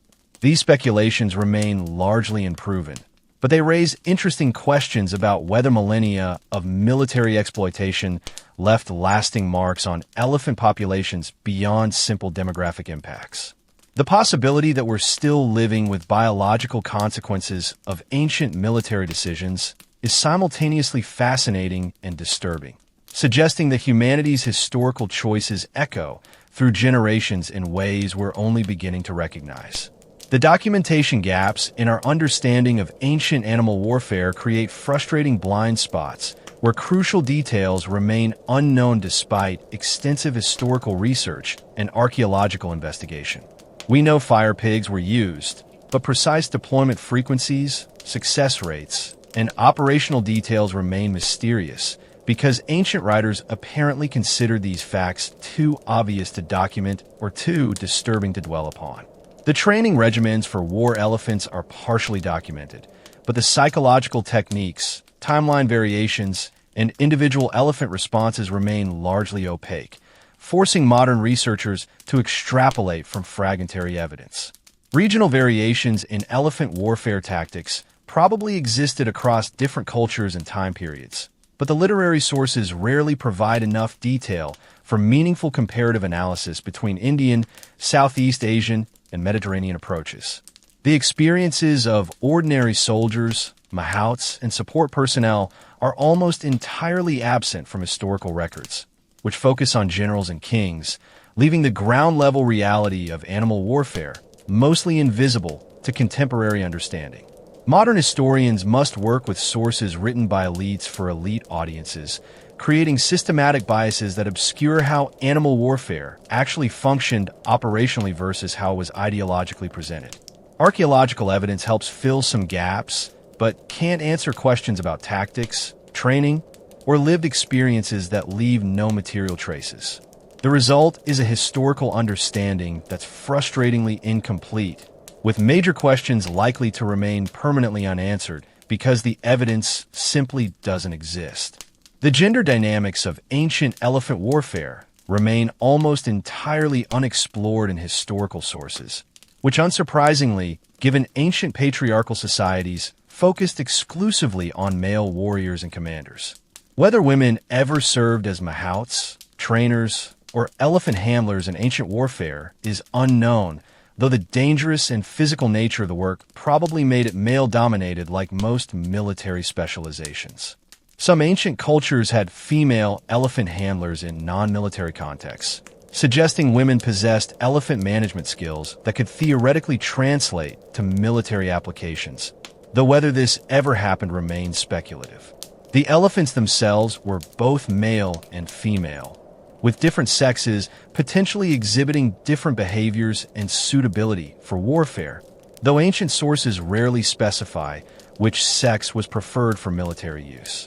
Male elephants experience periods of elevated testosterone and aggression that make them dangerous and unpredictable, potentially making them either more effective warriors or completely unmanageable, depending on circumstances.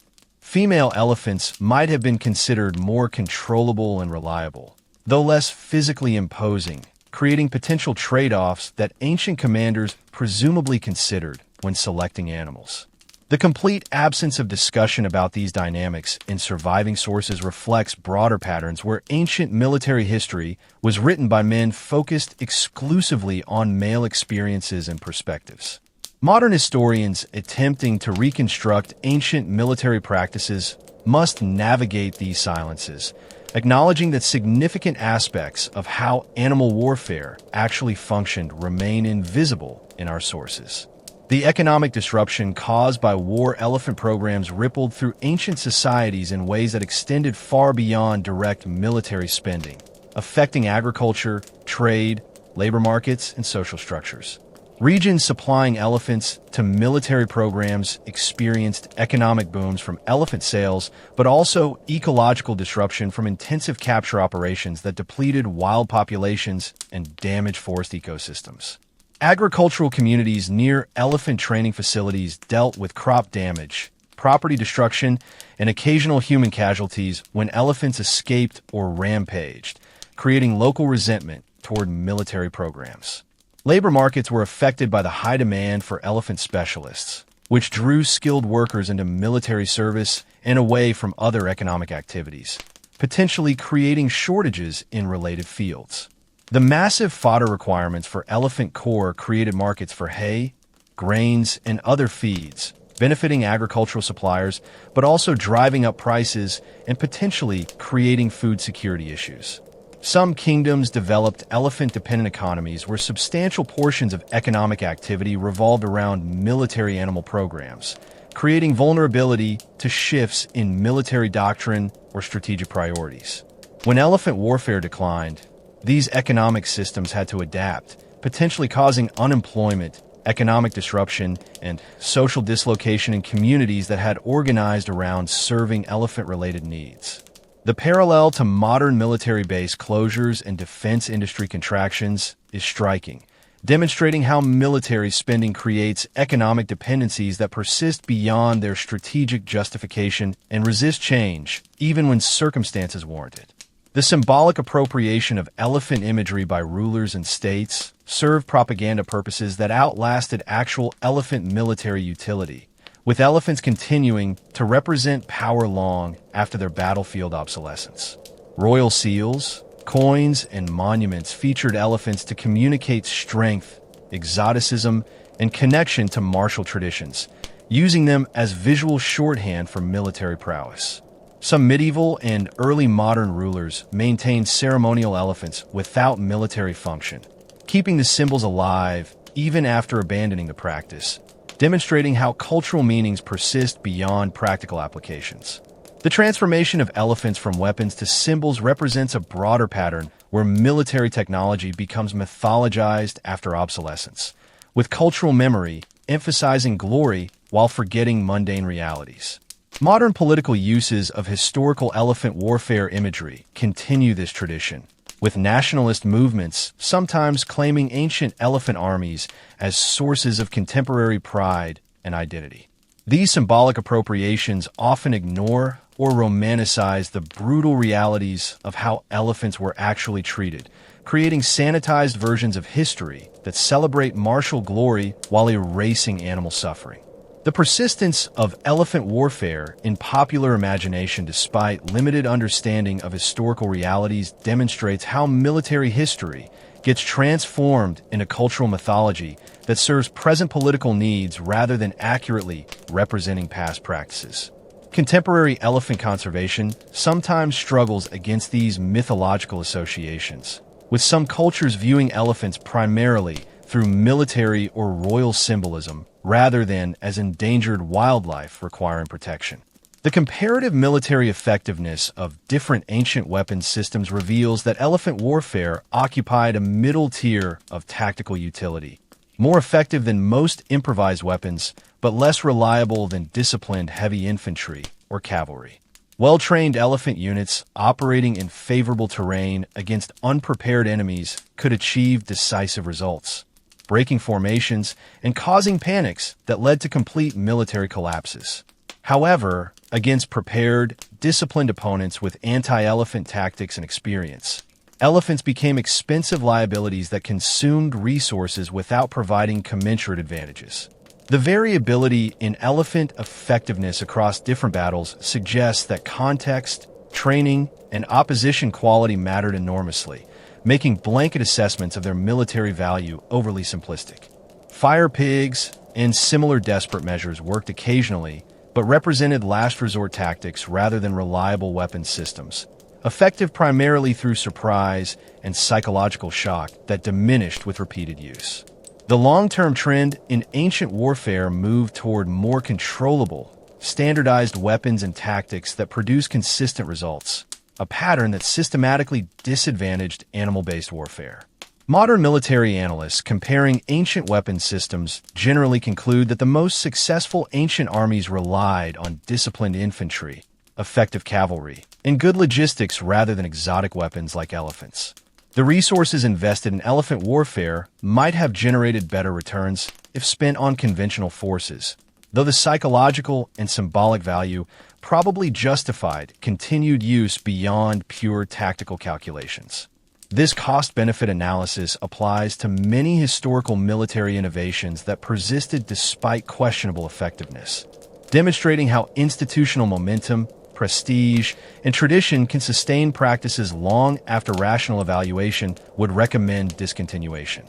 The transmission of knowledge about animal warfare tactics into medieval and early modern military thinking influenced how later generations understood and practiced warfare, creating intellectual legacies that persisted long after the practices themselves disappeared.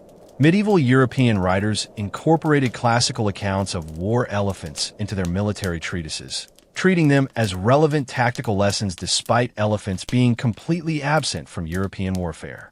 Renaissance military theorists sometimes referenced elephant warfare when discussing cavalry tactics or shock weapons, drawing analogies that shaped how they conceptualized mounted combat. The broader lessons about mobility, shock action, and psychological warfare derived from studying ancient elephant tactics influenced European military thought even when specific animal-based applications had become obsolete. Asian military traditions maintained more direct continuity with ancient animal warfare practices, with elephant use continuing in some regions well into the early modern period and influencing regional military culture. The eventual global dominance of European military systems during colonialism spread tactical doctrines that had been influenced by ancient animal warfare lessons, creating indirect global impacts from practices that had originated millennia earlier. Modern military education occasionally references ancient elephant warfare as historical case studies in logistics, combined arms coordination, and managing unpredictable weapons systems, finding contemporary relevance in ancient problems. This intellectual continuity demonstrates how military knowledge accumulates across centuries, with each generation building on and reinterpreting lessons from predecessors, even when specific technologies and practices have become completely irrelevant to contemporary warfare. The emotional and psychological bonds between mahouts and their elephants complicated the military use of these animals in ways that ancient commanders probably found frustrating but couldn't entirely eliminate. Mahouts who spent years training and working with specific elephants developed genuine attachments, experiencing grief when their animals were killed and sometimes refusing to work with replacement elephants. These emotional connections occasionally influenced battlefield behavior, with mahouts potentially prioritizing their elephant's safety over tactical objectives, creating command and control problems. Some ancient texts mention conflicts between mahouts and military commanders over elephant usage, with handlers resisting orders they believed would harm their animals, basically creating insubordination motivated by animal welfare concerns. The military need for effective elephant control required maintaining mahout-elephant bonds, meaning commanders couldn't simply ignore these relationships even when they complicated operations. This tension between emotional bonds and military necessity created ongoing management challenges, with ancient armies having to balance maintaining effective working relationships against enforcing military discipline. Modern military working dog programs face similar dynamics, where handler-animal bonds are essential for effectiveness but can compromise operational decisions when handlers prioritize animal safety over mission objectives. The ancient recognition that emotional connections between humans and animals affected military operations demonstrates sophisticated understanding of psychology. Even if this knowledge was applied primarily to improve combat effectiveness rather than from animal welfare concerns. These complications represent another reason why animal warfare was ultimately unsustainable, because the emotional dimensions introduced unpredictability and control problems that mechanical weapons didn't create. The philosophical and ethical debates about animal warfare that occurred in ancient societies were limited, but reveal that some thinkers questioned practices that most contemporaries accepted uncritically. Buddhist texts explicitly condemned causing suffering to animals, including war elephants, creating theological tensions for Buddhist kingdoms that maintained elephant warfare programs. Some Buddhist rulers attempted to reconcile religious principles with military necessity by claiming defensive warfare was morally permissible, creating exceptions that allowed continued elephant use despite general prohibitions on harming animals. Jain thinkers took even more absolutist positions against animal harm, opposing elephant warfare on religious grounds and occasionally refusing military service rather than participate in practices they considered spiritually contaminating. Greek and Roman philosophical traditions occasionally discussed animal intelligence and capacities for suffering, though these discussions rarely translated into actual policy changes regarding military animal use. Some ancient writers expressed discomfort with particularly brutal animal warfare tactics like fire pigs, suggesting cultural limits on acceptable practices even in societies that generally accepted animal exploitation. These ethical discussions remained marginal, failing to significantly impact actual military practices, but they demonstrate that ancient peoples weren't uniformly indifferent to animal suffering, even if institutional priorities overwhelmingly favored military effectiveness.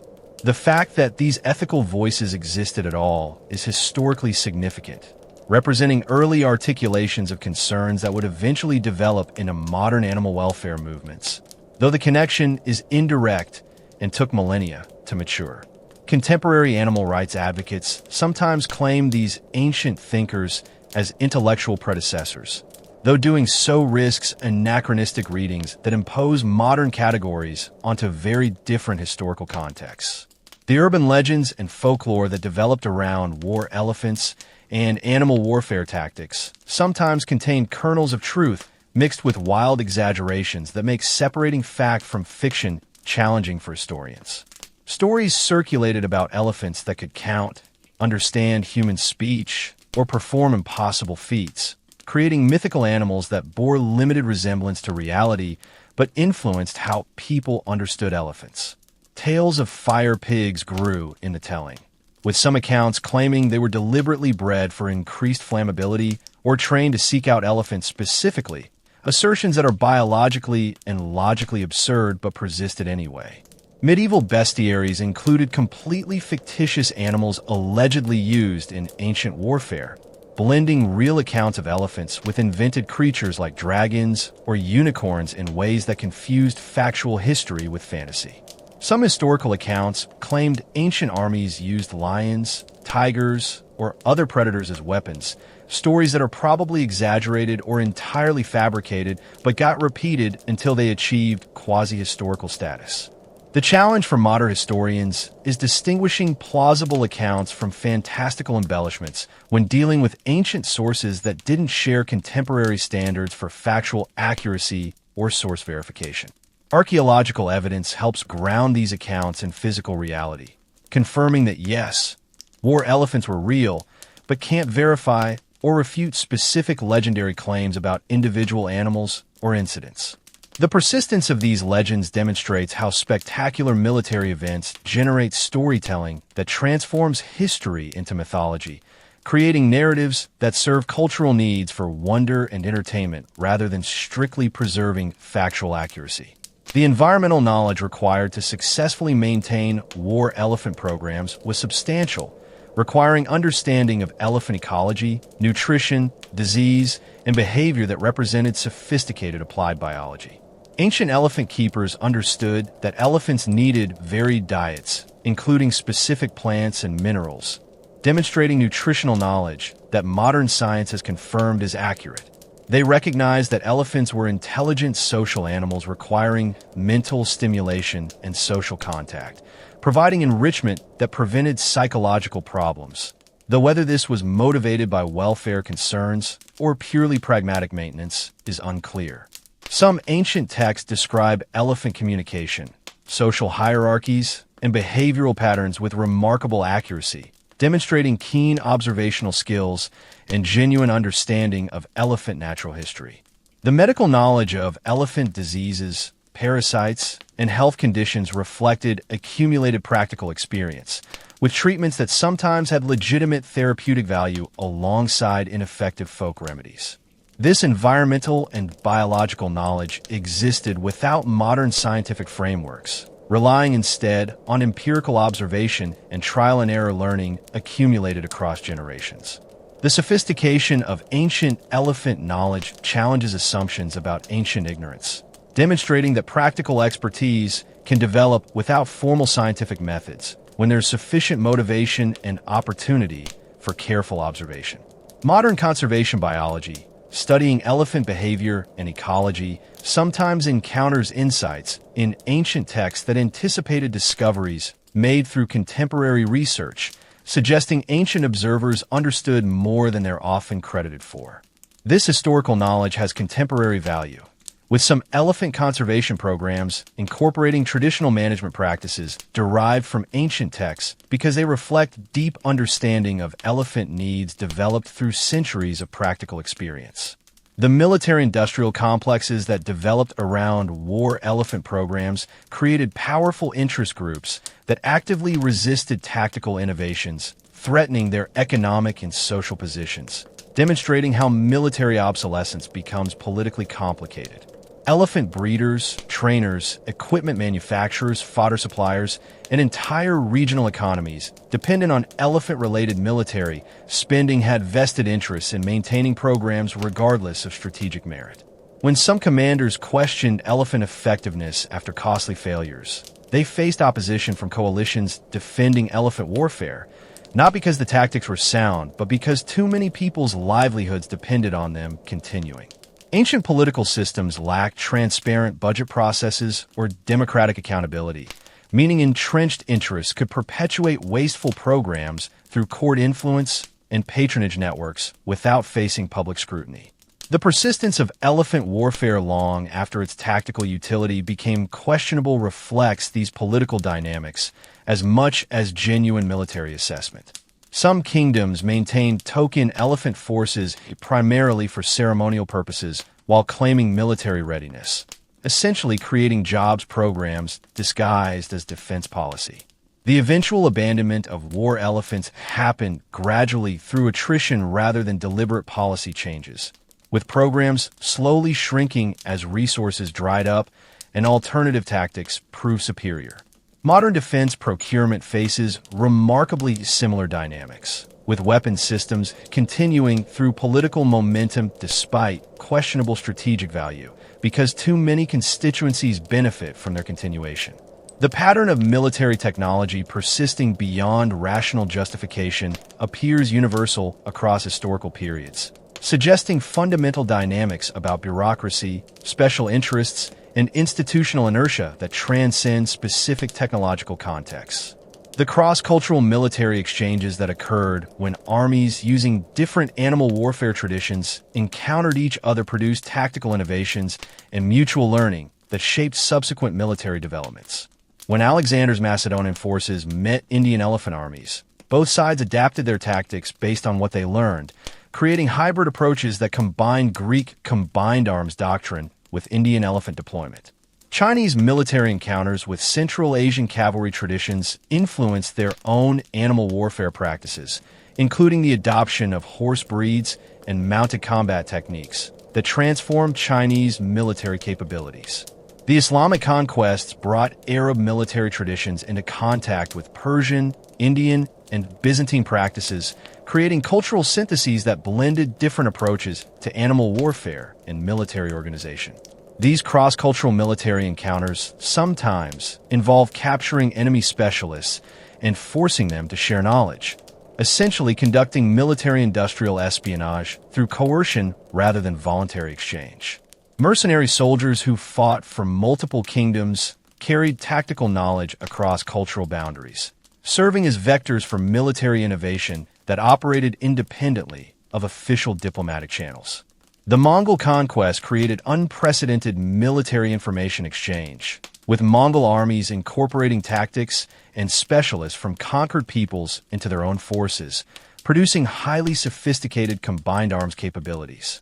These processes of military cultural exchange demonstrate how warfare paradoxically facilitates international knowledge transfer despite its destructive nature, with combat creating situations where societies must rapidly learn from enemies or face annihilation. Modern military cooperation through alliances, joint exercises, and arms sales continues these patterns of cross-cultural military knowledge transfer, showing structural continuities across vastly different technological contexts. The question of whether ancient peoples recognized war elephants and other military animals as sentient beings capable of suffering reveals complex and contradictory attitudes that defy simple characterization. Some ancient texts describe elephant grief, fear, and pain in terms suggesting genuine empathy and recognition of their emotional lives, demonstrating that at least some observers understood elephants as feeling creatures. Other sources treat elephants purely instrumentally as military equipment, discussing them with the same emotional detachment as catapults or swords, suggesting either failure to recognize sentience or deliberate emotional distancing. The inconsistency within individual texts sometimes reveals tension between acknowledging elephant sentience and justifying their military exploitation, with authors recognizing their suffering while rationalizing it as necessary. Religious traditions emphasizing non-harm to animals explicitly acknowledged animal sentience and capacity for suffering, though adherents often found ways to justify exceptions for military necessity. The treatment of Mahout-elephant relationships in ancient sources sometimes emphasized emotional bonds and mutual understanding, implicitly acknowledging elephants as individuals with personalities and feelings rather than interchangeable units.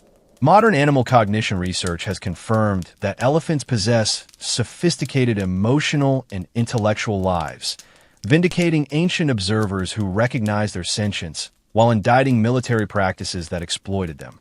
The historical failure to translate recognition of animal sentience into meaningful welfare protections demonstrates how acknowledgement of suffering doesn't automatically generate ethical obligations, particularly when practical interests favor exploitation. Contemporary debates about animal welfare in agriculture, entertainment, and research face similar dynamics, where scientific confirmation of animal sentience hasn't eliminated practices causing suffering because economic and cultural interests maintain status quo. The seasonal and climatic factors affecting war elephant deployment created strategic calendars that influenced when and where military campaigns occurred, demonstrating how environmental constraints shaped ancient warfare patterns. Elephants performed poorly in extreme heat or cold, limiting campaigns to moderate seasons and eliminating winter warfare in many regions where elephants were used.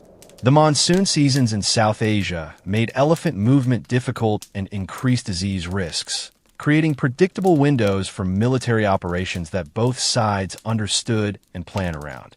Water availability along march routes determined feasible campaign paths, with elephant armies restricted to routes providing adequate hydration for animals consuming hundreds of gallons daily.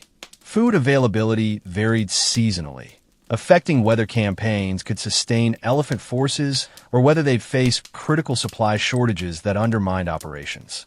Some ancient commanders deliberately timed campaigns to coincide with optimal elephant conditions, gaining advantages when opponents struggled with environmental challenges affecting their own animal forces. The predictability of these environmental constraints allowed strategic planning by enemies who could anticipate when elephant armies might attack based on seasonal factors. Defensive preparations could be timed to coincide with periods when elephant forces were most vulnerable or least mobile, turning environmental knowledge into tactical advantage. Modern military operations face analogous environmental constraints despite technological advances, with weather, terrain, and climate continuing to shape when, where, and how military forces can effectively operate, demonstrating fundamental continuities across wildly different technological contexts. The memorialization of specific famous war elephants in ancient sources reveals how individual animals sometimes achieved legendary status comparable to human military heroes, transcending their roles as mere equipment. Certain elephants belonging to Alexander the Great, Hannibal, and various Indian rulers received names, biographical details, and legendary attributions that gave them historical identities beyond anonymous military assets. These famous elephants allegedly performed impossible feats, demonstrated supernatural intelligence, or displayed loyalty and courage that made them exemplars of martial virtue worthy of commemoration. The creation of elephant legends served propaganda purposes, with rulers using stories about their remarkable elephants to enhance their own reputations and demonstrate divine favor. Some memorialized elephants probably were exceptional individuals whose unusual abilities or behaviors genuinely distinguished them, while others were likely composite figures blending multiple animals or pure inventions. The survival of these stories and historical records indicates cultural fascination with war elephants that went beyond tactical considerations, treating them as characters in historical dramas rather than background elements. Modern historians struggle to extract factual information from legendary elephant accounts, because the mixing of genuine history with mythological embellishment makes determining what actually happened nearly impossible. The practice of memorializing individual animals demonstrates that ancient peoples recognized elephants as individuals with distinct identities, even while systematically exploiting them militarily, revealing contradictions in how military animals were conceptualized. Contemporary military working animals occasionally receive similar recognition, with famous dogs or horses achieving public prominence, though the scale and cultural significance remains much smaller than ancient elephant legends. The technological innovations developed specifically to support animal warfare sometimes had broader applications that influenced non-military technologies and practices, creating unexpected spillover effects for military programs. Veterinary knowledge developed for war elephants benefited other working animals and even human medicine, with some treatments transferring between species and improving general medical understanding.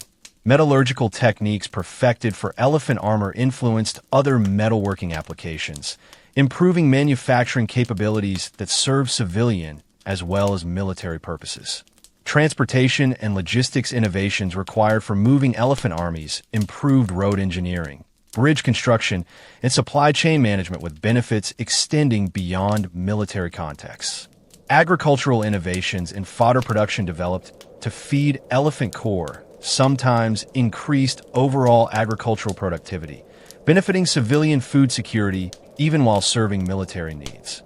The management systems created for tracking, maintaining, and deploying elephant forces represented sophisticated organizational innovations that influenced how ancient bureaucracies managed other large-scale programs. These spillover effects meant war elephant programs generated some positive externalities despite their problematic nature, contributing to broader technological and organizational development. Modern military research and development similarly produces civilian benefits through technology transfer, with innovations originally developed for defense applications finding commercial and humanitarian uses. The pattern of military programs driving broader innovation appears consistent across historical periods, though whether the benefits justify the costs remains contested given that resources might have generated even greater returns if applied directly to civilian purposes rather than filtering through military programs. The training facilities and infrastructure required for elephant warfare represented major construction projects that left archaeological footprints still discoverable today in some locations. Ancient elephant stables required specialized architecture to accommodate enormous animals, with high ceilings, reinforced walls, and drainage systems managing massive waste volumes. Training grounds needed extensive open spaces where elephants could practice maneuvers without endangering urban populations, creating dedicated military reserves around major cities. Veterinary hospitals for treating wounded or sick elephants required facilities comparable to human medical centers, with examination areas, treatment spaces, and recovery wards sized for multi-ton patients. Storage facilities for the enormous quantities of fodder needed to feed elephant core were substantial structures representing major investments in military infrastructure. Some ancient sites contain remains of elephant-related structures, with architectural features and artifact assemblages indicating their specialized functions even after millennia.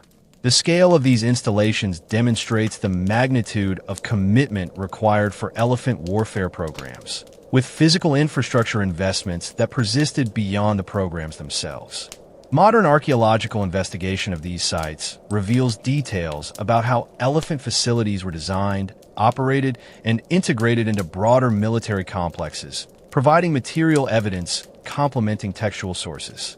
The preservation of elephant warfare infrastructure is uneven, with some sites remarkably intact while others have been destroyed by a subsequent development or natural processes, creating unequal geographic representation in our archaeological understanding.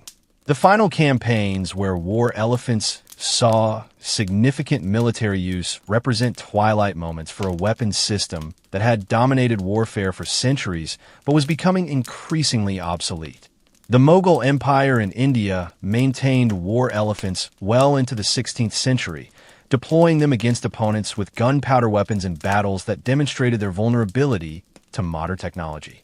Some Southeast Asian kingdoms used elephants in warfare into the 19th century, though increasingly in logistical rather than combat roles, as firearms made frontline deployment suicidal. The last military elephant charges occurred in contexts where technological mismatches allowed outdated tactics to persist temporarily, with traditional forces fighting colonial armies and sometimes achieving temporary successes. These final battles often ended catastrophically for the elephants, with muskets and cannons inflicting casualties that earlier weapons couldn't achieve, demonstrating definitively why the era of animal warfare was ending. Some observers documented these final uses with a sense of witnessing history's end, recognizing they were seeing the last of military traditions stretching back millennia. The transition was emotionally complex for cultures where elephant warfare had deep cultural meaning, with military obsolescence carrying implications for cultural identity and traditional practices. Modern military history treats these final elephant campaigns as curious anachronisms, footnotes to more significant developments in military technology and organization that were transforming warfare globally. The poignancy of watching ancient military traditions become obsolete in the face of modernity resonates with contemporary anxieties about technological change and cultural continuity, creating unexpected emotional connections between historical events and present concerns. The alternative histories speculating about what might have happened if elephant warfare had evolved differently reveal how contingent military technological development actually is, with minor changes potentially producing dramatically different outcomes. If someone had developed reliable methods for controlling panicked elephants, they might have remained viable much longer, potentially influencing gunpowder-era warfare in unexpected ways. Had elephant breeding programs successfully produced animals specifically optimized for warfare, with reduced panic tendencies and increased aggression, the tactical calculus might have shifted enough to sustain their military utility. Different environmental conditions or geographic factors could have created contexts where elephant advantages were maximized and vulnerabilities minimized, possibly producing regions where they remained militarily dominant longer. The counterfactual of gunpowder weapons developing slower or differently might have extended the elephant warfare era, though ultimately some technology would have rendered them obsolete. These alternative scenarios remain purely speculative but illustrate how military technological paths aren't predetermined, with historical outcomes resulting from contingent interactions between multiple factors. Modern historians generally avoid excessive counterfactual speculation, but controlled thought experiments can illuminate why specific historical developments occurred by considering what conditions would have needed to differ for alternative outcomes. The reality that elephant warfare ended when it did reflects underlying dynamics about technological change, economic efficiency, and tactical effectiveness that probably would have produced similar outcomes even if specific historical details had varied. The broader lesson is that military technologies face selection pressures similar to biological evolution, with effectiveness, cost, and adaptability determining which innovations persist and which become extinct.